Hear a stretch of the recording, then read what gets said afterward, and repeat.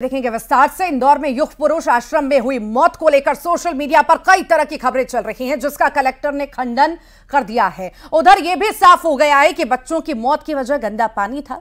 Collector ने इसकी जानकारी भी दी। पानी को लेकर प्रशासन अलग से कार्रवाई कर रहा है। उधर इंदौर में पानी की सप्लाई को लेकर न्यूज 18 ने स्थानीय लोगों से बातचीत की। उनका क्या कहना था वो भी जानते हैं, साथ ही कलेक्टर ने क्या कुछ कहा है, आइए वो भी समझते हैं।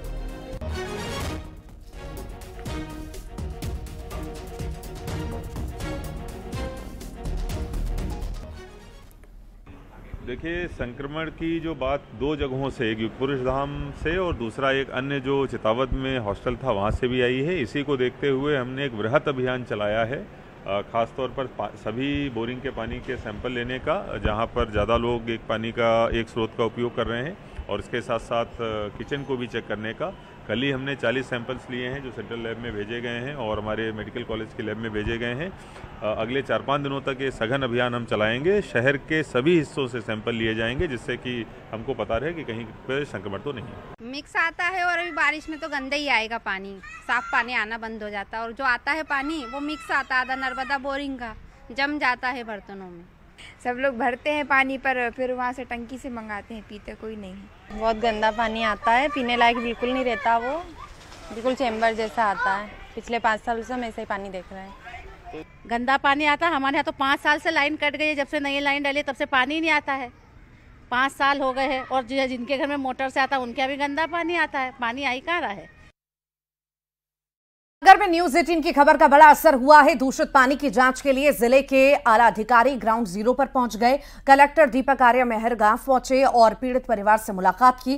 पीएचई स्वास्थ्य विभाग की टीम भी गांव पहुंची और जिस बोरवेल ने दूषित पानी जिस बोरवेल से आ रहा था उसे बंद करा दिया गया है। आपको बता दें, सागर में दूषित पानी पीने से एक की मौत हो गई थी, तो वहीं 17 लोग बीमार हो गए। इस खबर को न्यूज 18 ने प्रमुखता से दिखाया था, जिसके बाद अधिकारी वहां पर पहुंचे हैं और साथ ही साथ प्रशासन और स्वास्थ्य विभाग हरकत में आया है।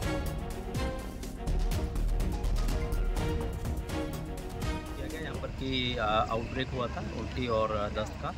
तो यहाँ पर सरपंच भी साथ में, और सरपंच को बताया गया है कि जो बोर जिसके आसपास से जिससे पानी लिया जा रहा है वहाँ पर लोग प्रभावित हो रहे हैं और बीमार हो रहे हैं, तो उसको 7 दिन के लिए बंद किया गया। पानी के दूसरे सोर्सेज जो गाँव में हैं उन स्रोतों का उपयोग पानी के लिए किया जाएगा। बाकी CMHO स्टेशन में लगातार SDM भी यहीं पर रहेंगे, और साथ में बाकी जगहों से टीम बुला करके सर्वे करवाया जा रहा है। जो भी बच्चे बीमार हैं उनका तत्काल इलाज उनको मुहैया कराया जा रहा है। 2 एम्बुलेंस भी यहाँ पर स्थापित स्टेबल की गई हैं। जब भी आवश्यकता पड़ेगी तो बच्चों को भेजा जाएगा, और प्राथमिक उपचार सभी को यहाँ पर दिया जा रहा है।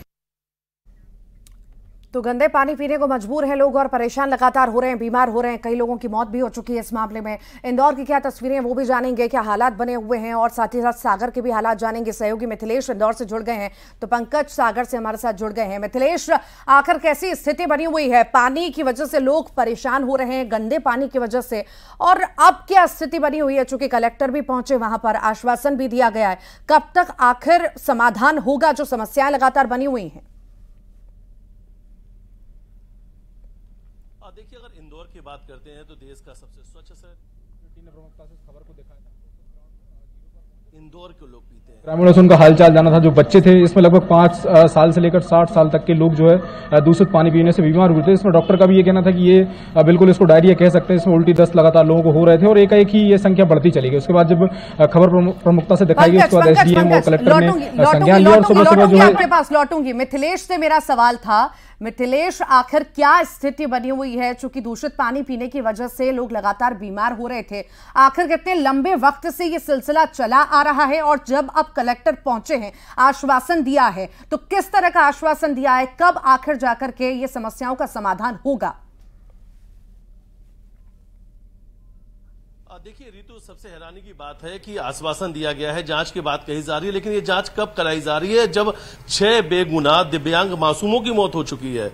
दिव्यांग जो युवा पुरुष आश्रम में रहते थे, युग पुरुष माफ कीजिएगा, युग पुरुष आश्रम में रहते थे, और 6 बच्चों की जब मौत हुई थी, उनके जब मेडिकल रिपोर्ट आई तो उसमें इस बात की पुष्टि हुई कि दूषित पानी पीने की वजह से उनकी मौत हुई थी, हैजा की वजह से उनकी मौत हुई थी। अब आसपास की जो बोरिंग है और आसपास के अलावा इंदौर के करीब ऐसे 40 बोरिंग है जिनके सैंपल ले लिए गए हैं, जहां पे लोग शिकायत कर रहे थे यहां पर पानी दूषित आता है। शायद इनकी जांच बहुत पहले करनी चाहिए थी। अलग अलग जहां पर जो आश्रम है, अनाथ आश्रम बने हुए हैं या हॉस्टल्स हैं, इनकी भी समय समय पे मॉनिटरिंग करनी चाहिए, इनकी समय समय पे जांच करनी चाहिए, लेकिन नहीं होती है। जब 6 मासूमों की मौत हो गई तो उसके बाद अब जांच शुरू हुई है, अलग अलग सैंपल लिए जा रहे हैं और सैंपल लेकर जांच किए जा रहे हैं कि कहां का पानी कितना दूषित है, और अगर कोई हॉस्टल में दूषित पानी मिलता है, अनाथ आश्रय में दूषित पानी मिलेगा तो उनके ऊपर कार्रवाई की जाएगी। देखिए, इंदौर में 2 मामले सामने आए, एक युग पुरुष दिव्यांग जो अनाथ आश्रय में, वहां से यह मामला सामने आया, दूसरा चितावत के गणपति बॉयज हॉस्टल से मामला सामने आया, जहां पर आर्मी की तैयारी कर रहे हैं करीब 25 से ज्यादा जो छात्र हैं वो दूषित पानी पीने की वजह से बीमार हो गए। ये 2 आंकड़े सामने आए, 2 जगह के पूरे मामले सामने आए जहां पर लोग दूषित पानी पीने से बीमार हुए। लेकिन ये इंदौर का एक और भी दूसरा आंकड़ा है जो ये बताता है कि इंदौर के लोगों के लिए जो हर साल गवर्नमेंट पैसा खर्चा करती है, जो नगर निगम पैसा खर्च करती है, वो 300 करोड़ रुपए से ज्यादा है। यानी सबसे महंगा पानी जो है इंदौर के लोग पीते हैं। महंगा पानी के लिए अलग अलग व्यवस्थाएं की जाती है, लेकिन इंदौर के लोगों को साफ पानी नहीं मिल रहा है। अगर साफ पानी मिलता तो ये इस तरीके के हालात नहीं बनते। लेकिन हालांकि अब कलेक्टर आशीष सिंह का कहना है कि अलग अलग टीम बना दी गई है, जहां जहां शिकायतें आज आ रही है बहुत जल्द उसका निराकरण किया जाएगा। लेकिन इंदौर के लोग दूषित पानी पीने की वजह से इसमें बीमार हो रहे हैं और गंदे पानी की वजह से इंदौर के अंदर हाहाकार मचा हुआ है।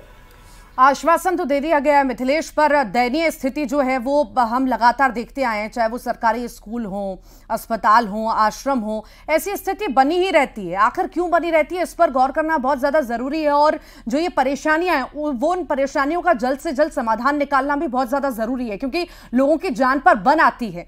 पंकज का रुख करूंगी। पंकज, कैसी स्थिति बनी हुई है? लोग परेशान हो रहे हैं, अलग अलग वार्डों में भी परेशान हो रहे हैं। पानी की स्थिति हमने देखी कि कैसे कीड़े जो हैं पानियों में हैं, और साथ ही साथ एक की मौत भी हुई है, कई बीमार भी हो गए हैं। क्या कुछ कहना है कलेक्टर का? और जिम्मेदार भी पहुंचे, उनका क्या कहना था? कब तक आखिर हल निकलेगा? जी बिल्कुल, सुबह सुबह जो है कलेक्टर, एसडीएम और सीएमएचओ के अलावा स्वास्थ्य विभाग की पूरी टीम जो है गांव में पहुंची थी। और उसके बाद गांव में लगातार उन्होंने हर घर का दौरा किया, हर घर से उन्होंने पानी के सैंपल लिए। और जिस बोरवेल से ये शिकायत आ रही थी कि इस बोरवेल के पानी, दूषित पानी पीने से ही लोग वहां पर बीमार हुए हैं, तो उस बोरवेल को फिलहाल बंद करवा दिया गया। और कलेक्टर ने स्वास्थ्य विभाग को स्पष्ट आदेश दिए कि पूरे गांव में जितने भी पानी के स्रोत है सबकी जांच की जाए, और किन किन स्रोतों से ये जो दूषित पानी लोगों के घर में आ रहा है उन सबकी जांच करके जो है तत्काल रिपोर्ट, जो कलेक्टर ने जो है 3 दिन का समय दिया है।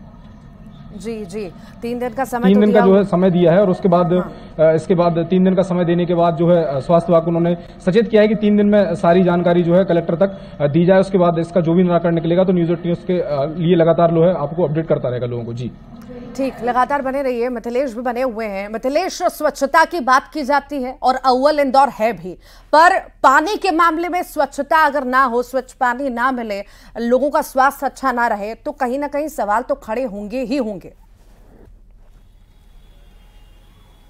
जी बिल्कुल सही कहा आपने। और जब प्रदेश के नगर निगम का सबसे बड़ा बजट आपका हो और उसके बाद अगर इंदौर के लोग दूषित पानी पिएंगे तो सवाल तो उठेंगे। और ये गंभीर भी सवाल है कि आखिर इंदौर के लोगों को शुद्ध पानी क्यों नहीं मिल रहा है। दावे किए जाते हैं 300 करोड़ रुपए से ज्यादा हर साल आप खर्च कर रहे हैं, एक बड़ा बजट होता है पानी के लिए कि हम स्वच्छता के लिए अलग अलग व्यवस्थाएं कर रहे हैं, नई पाइपलाइन डाली जा रही है, जगह जगह पे बोरिंग को रोक कर नर्मदा की पाइपलाइन से हम लोगों के घर तक पहुंचा रहे, हर घर नल जल योजना के तहत हम लोगों को पानी पहुंचाएंगे। तो ये दावे जो है, ये व्यवस्थाएं वो कहां है? अगर ये सब कुछ ठीक होता तो लोग दूषित पानी क्यों पीते? अगर ये सब कुछ ठीक था तो दिव्यांग 6 मासूमों की मौत क्यों होती? अगर ये सब कुछ बहुत बेहतर था तो चितावत में रहने वाले जो हॉस्टल में पढ़ाई कर रहे हैं, आर्मी की तैयारी कर रहे हैं, वो बीमार नहीं होते। इस वक्त वो अस्पताल में 6 दिव्यांगों की जान जा चुकी है। 64 जो बच्चे हैं वो अभी भी चाचा नेहरू अस्पताल में भर्ती हैं। बजरंग नगर से लेकर भंवर कुआं से लेकर विजयनगर, तमाम ये वो इलाके हैं।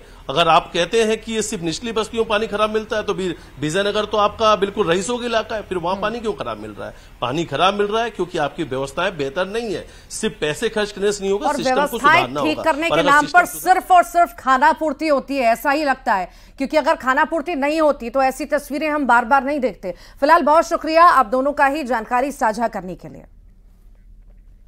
चलिए आगे बढ़ेंगे, ग्वालियर का जिक्र करेंगे। ग्वालियर के कमला राजा अस्पताल में एक बड़ा हादसा टल गया। कमला राजा के शिशु रोग विभाग के आईसीयू की छत पर लगी फॉल सीलिंग गिर गई। हादसे के दौरान आईसीयू में करीब 12 नवजात बच्चे भर्ती थे, लेकिन गनीमत रही कि फॉल सीलिंग आईसीयू के दरवाजे के पास गिरी, जिसके बाद अफरा तफरी वहां पर हो गई और बाल जो है बच्चे बच गए। आईसीयू की फॉल सीलिंग की छत गिरते ही वहां पर मौजूद नवजात बच्चों के माता पिता बाहर निकल आए। घटना के बाद डॉक्टरों ने आईसीयू में भर्ती नवजात बच्चों को दूसरी जगह पर शिफ्ट किया। फॉल सीलिंग की घटना के बाद आज जयारोग्य के अस्पताल समूह के अधीक्षक डॉक्टर सुधीर सक्सेना ने आईसीयू के हालात देखे और पूरे कमला राजा अस्पताल की मेंटेनेंस का प्रपोजल बनाकर विभाग को भेजने की कवायद शुरू कर दी है।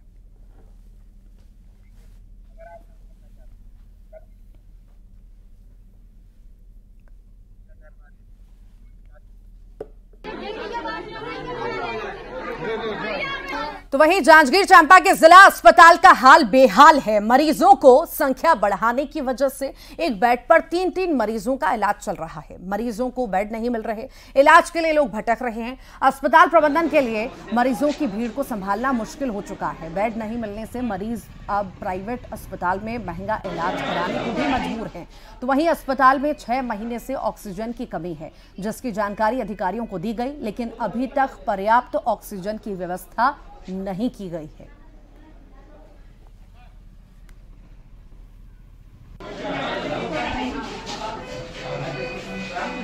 जब 12 पेशेंट आए थे तो एक भी बेड अस्पताल में खड़ी है और ये स्थिति पिछले 6 महीने और 1 साल से है। हम लगातार अवगत कराते रहे हैं, लेकिन कभी भी इसका समाधान नहीं निकला है। सभी बेड हम लोगों के फुल इसलिए हो जा रहे हैं कि अभी बरसात के मौसम में मौसमी बीमारी से ग्रसित लोग भर्ती होते हैं और उसके अलावा लूज मोशन के लोग ज़्यादातर।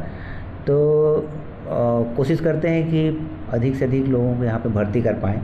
और जिला अस्पताल में जहाँ व्यवसाय का आरंभ चरम पर है, हम दिखा रहे हैं आपको किस तरह के मरीज को यहाँ अधिक होने के कारण स्ट्रक्चर में ही इलाज चल रहे हैं और उनके अटेंडर भी साथ में आए हैं। साथ में आपातकालीन में भी कई मरीज ऐसे हैं जो लगातार दो दिन मरीज को एक बिस्तर से जो है इलाज किया जा रहा है। यहाँ पे हम दिखा रहे हैं कि एक मरीज जो है आपातकालीन के सामने, क्योंकि बेड कम होने के कारण हम कल भी यही कवरेज किया था हमने कि बेड कमी होने के कारण जो है मरीज को 3 लोग का एक बेड में इलाज हो रहे थे। हम कुछ अटेंडर से भी बात करते हैं कि आखिर क्या कारण है कि इनको स्ट्रक्चर में और बरामदे में इलाज की जाए। जी बताएंगे आप तो यहाँ डॉक्टर किस वजह से रखे हैं?